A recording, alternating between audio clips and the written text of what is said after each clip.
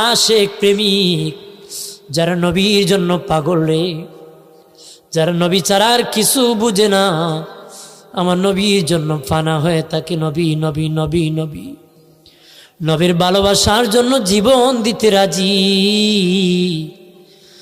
নবীর জন্য পাগল হয়ে যায়। এমন আশেক মরণের সময় আমার দিনের নবী তার সামনে হাজির হয়ে যায়। আল্লাহর কসম কে বলি রে সুন্নি জনতা, আমার দিনের নবী যদি মরণের সময় তোর সামনে হাজির হয়ে যায়, নিশ্চিত তোর জন্য আল্লাহর জাহান্নাম হারাম হয়ে যাবে, হারাম হয়ে যাবে। এটা আশিকের খেলা।